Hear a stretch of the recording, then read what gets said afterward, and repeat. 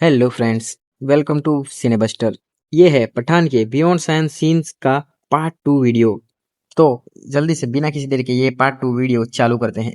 ये बड़ी अच्छी बात कही आप। और नेक्स्ट सीन पे आते हैं, जहां पठान और उसकी टीम एवेंजर स्टाइल में किसी हाईटेक फ्यूचरिस्टिक लैब में रिसर्च करने लगती है। अच्छा। और यहाँ पे उन्हें पता चलता है कि रक्तबीज नाम की कोई चीज़ है जो जिम ढूंढ रहा है। और हाँ, उन्हें एक और क्लू मिलता है जो है दीपिका पादुकोण। और अब पठान उसके पीछे लगा है। क्या माल है यार। ऐसी मीना कुमारी के लिए तो मैं सीने पे गोली खाऊंगा, छोटे सीने पे। अब पठान दुबई के पीछे लग गया चीज बढ़िया है, एकदम रापचिक चीज है। और वहाँ उसे पता चलता है कि जिम भी वही है। और ये सब जिम का ही प्लान था। देखा आपने लापरवाही का नतीजा है। एहे, रहा नहीं जाता, तड़प ही ऐसी है ना। नहीं, सुके। जहाँ दीपिका पादुकोण एक पाकिस्तानी एक्स सोल्जर्स है और जिम के साथ मिलकर पठान को फंसाया है। सारी उम्र में जो कर जा बड़े और यहाँ पे बाकी के देश के एक्स सोल्जर्स भी मौजूद हैं। और जिम उन सभी एक्स सोल्जर्स को पठान को मारने का कह के वहाँ से एटीट्यूड में निकल जाता है। कोई सेंस है इस बात की? और अब यहाँ है ट्विस्ट। दुबई उन सभी को धोखा देकर पठान की जान बचाती है और राड़ा शुरू। अरे बड़ा कमजोर लेग पीस है, इस मुर्गी को पोलियो हो गया था क्या? ये सब क्या देखना पड़ रहा है? अच्छा है मैं अंधा हूँ। और अब गन फाइट शुरू। फिर रुबई सिलेक्ट करती है भागने का प्लान, जो बिल्कुल ओपन में है। भगवान, ए यार, गन फाइट चलो यार, छुप के भागो ना। लेकिन रुबई को एक गोली लग जाती है। देखा आपने लापरवाही का नतीजा है। ये भाई,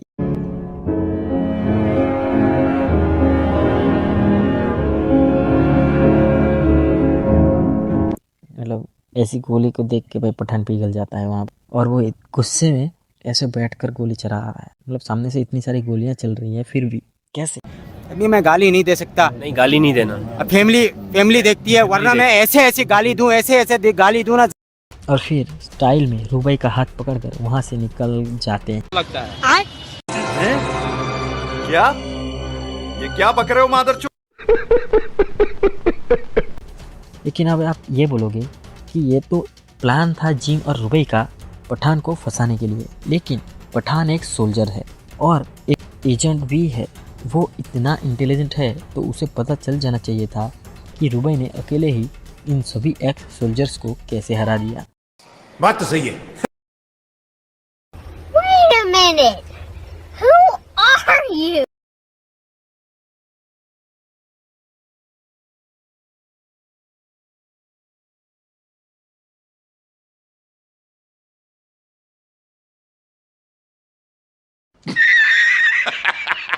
और अब पठान उसे कहीं होटल में ले जाते हैं और उसका ट्रीटमेंट करता है। वाह, समझ रहे हो ना? फिर वहाँ रुबई उसे बताती है कि रक्तबीज मॉस्को में है। और फिर वो दोनों मॉस्को में रूम लेते हैं रक्तबीज लाने के एक खतरनाक मिशन पे। राजा जी अपनी शक्तियों का पूरा इस्तेमाल कर रहे हो। अगर वो इतना खतरनाक मिशन था तो टीम जोकर को भी ले जाते। क्यों नहीं भाई, टीम जोकर बनाई क्यों थी? क्योंकि मैं चूतिया हूँ, मेरा दिमाग चूतिया है। इस टीम का बनाने का क्या मतलब है, मुझे बताओ भाई, क्यों बताओ जल्दी से। चुप रहना भाई, बंद करना, तेरा बकवास बंद कर अभी। आई एम सॉरी बाबू। खैर, अब आगे बढ़ते हैं। रक्तबीज एक इस बिल्डिंग में एक वॉल्ट में रखा गया है, जिसे कोई काट नहीं सकते, तोड़ नहीं सकते, उड़ा नहीं सकते, जला नहीं सकते, एसिड पिघला नहीं सकता। तो इतने सिक्योर वॉल्ट को खोले कैसे? Good question, you are a good question.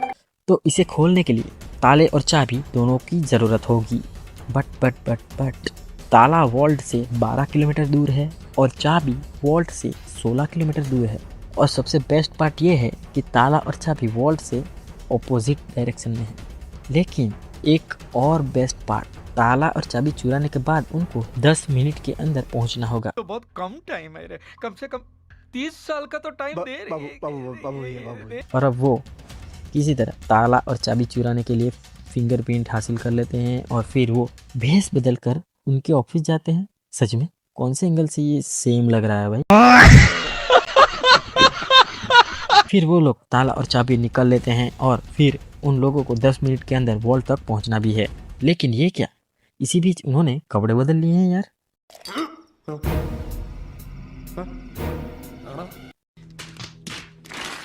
और अब वो लोग वहां से उड़ जाते हैं वॉल्ट तक पहुंचने के लिए। लेकिन ये क्या, ये प्लेन्स तो एक साथ आ गए यार। उन लोगों ने पहले ही मेंशन किया था कि ताला और चाबी दोनों ऑपोजिट डायरेक्शन में हैं, तो एक प्लेन को इस साइड से और दूसरे प्लेन को इस साइड से आना था। फिर भी वो लोग एक साथ आ गए कैसे? ये सब क्या देखना पड़ रहा है? अच्छा है मैं अंधा हूँ। अब दुबई के प्लेन में कुछ खराबी आ जाती है तो दुबई के रोप को रिलीज किया नहीं जा सकता। ये समस्या है रे। तो पठान उसे सजेशन देता है कि वो अपनी रोप को काट दे, लेकिन वो इतनी नूब है कि एक चाकू तक उसे संभला नहीं गया। क्या गुंडे बनेगी यार। और फिर पठान एक रिस्क लेके खुद को ही खतरे में डालकर एक हैवी बिना किसी ग्रेविटी वाला जंप लगाता है। दिखाता हूँ आपको बिना किसी ग्रेविटी का।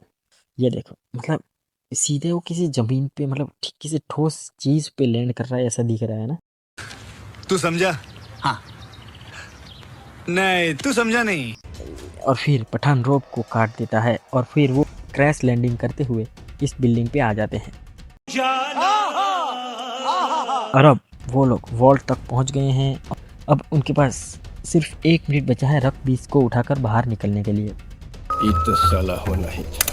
और अब वो उनके पास टाइम कम है तो पठान बिना किसी देरी के अंदर जंप लगाकर रक्त बीज को उठाकर दुबई के ऊपर भरोसा करके रक्त बीज उसके हाथ में दे देता है। और जब पठान ऊपर चढ़ने की कोशिश करता है तब दुबई उसे धोखा दे देती है। ये भगवान क्या जुल्म है, सारा काम करूं मैं खाए वो।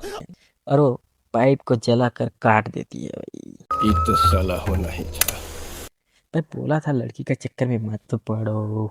और पहले भी एक बार धोखा खा चुका था वो उससे, फिर भी वो नहीं माना। क्यों हिला डाला ना।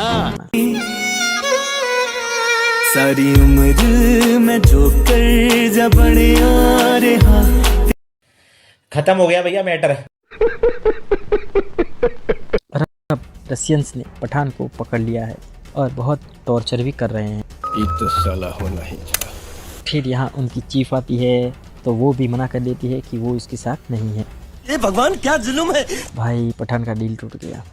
लेकिन वो पठान को एक मैसेज पहुंचाने आई थी कि टाइगर आ रहा है और वो बात कर रहे हैं किसी साइन लैंग्वेज में। ये कौन सी साइन लैंग्वेज है भाई, जो हवा में ही उंगली हिलाकर वर्ड समझ लेते हैं? अबे तो जिस किस्म के सवाल का जवाब आता है उस किस्म का सवाल कर मुझसे। साले तू माफ करना, मैं गुस्से में इधर उधर निकल जाता हूँ।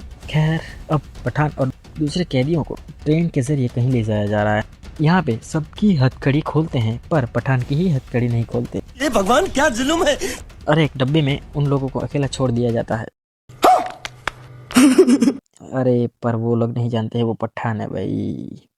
कुर्सी के नट बोल्ट्स उसे नहीं रोक पाए तो ये हथकड़ी क्या चीज है, एक ही झटके में खोल देता है। भाई साहब कुछ ज्यादा नहीं हो गया ये? मतलब कुछ भी। और राड़ा अरब इसी बीच पठान इस फाइट को हार ही रहा होता है कि यहाँ होती है पठान को बचाने के लिए आए हुए सलमान भाई यानी द टाइगर की। और वो एंट्री करते हैं छत को तोड़कर भाई। क्या ये क्या बक रहे हो मादर? टाइगर के हाथ में कॉफी है, एक हाथ में रुमाल है भाई, तो उसने डिब्बे की छत को तोड़ा कैसे चलती ट्रेन के ऊपर? अभी मैं गाली नहीं दे सकता। नहीं गाली नहीं देना। अब फैमिली देखती है, वरना मैं ऐसे गाली दूं, ऐसे गाली दूं ना, जिंदगी भर याद रखें ये। और पठान और टाइगर दोनों का राड़ा शुरू। फिर ट्रेन के ऊपर चढ़ जाते हैं और ट्रेन के ऊपर राड़ा शुरू। और इसी बीच वहाँ पे 2 मशीन गन वाले सोल्जर्स वहाँ पे आ जाते हैं। वो लोग मशीन गन चला देते हैं, फिर भी एक भी गोली मार नहीं पाते भाई पठान को। क्या गुंडा बनेगा रे तू। मशीन गन की भी इज्जत नहीं रखी उन लोगों ने। मेरे साथ अन्याय हुआ है। और अब पठान और टाइगर के पास पिस्तौल आ जाती है और फिर चलती ट्रेन से हाई जंप लगाकर ग्रेविटी की एब्सेंस में पिस्तौल से उनको मार देते हैं। और अब हेलीकॉप्टर अभी भी बाकी है। मैं आखिरी बार आया हूँ। ये एक झमेला खत्म हुआ नहीं कि दूसरा शुरू हो गया। आइए, आप ही की कमी थी। आइए, आज या तो इस बार या उस बार हो जाऊंगा मैं। और हेलीकॉप्टर पे फायर कर देता है और पठान और टाइगर वो मशीन गन उठा लेते हैं और हेलीकॉप्टर पे फायर कर देते हैं। नाइस। यहाँ पे हेलीकॉप्टर वाला भी एकदम नूब निकला भाई, एकदम नूब। वो एक भी गोली पठान और टाइगर पे नहीं चला रहे, वो सिर्फ ट्रेन के ऊपर चला रहे हैं भाई। कोई बात नहीं, हम तो ये हैं। अपने पठान और टाइगर उनका एम तो परफेक्ट है भाई, हेलीकॉप्टर को उड़ा देते हैं भाई वो।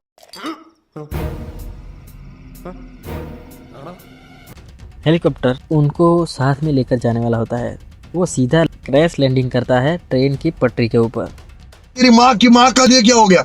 और फिर वो लोग फिर से गिरती हुई ट्रेन के ऊपर रियलिस्टिक जंप लगाकर ग्रेविटी की एब्सेंट में बच जाते हैं भाई। तो पार्ट 2 भी अभी के लिए सिर्फ इतना ही, क्योंकि आप तो जानते हैं कॉपीराइट इश्यूज की वजह से। तो आगे आप कौन सी मूवी का बियॉन्ड फैन सीन्स देखना पसंद करेंगे वो भी कमेंट में बताओ। तो मिलते हैं, पार्ट 3 अभी भी आने वाला है, तो बने रहिए। तब तक के लिए मिलते हैं अगली वीडियो में। अभी मैं गाली नहीं दे सकता, नहीं गाली नहीं देना। अब फैमिली देखती है, वरना मैं ऐसे गाली दूं, ऐसे गाली दूं ना, जिंदगी भर याद रखें ये बड़े हुए। खत्म हो गया भैया मैटर।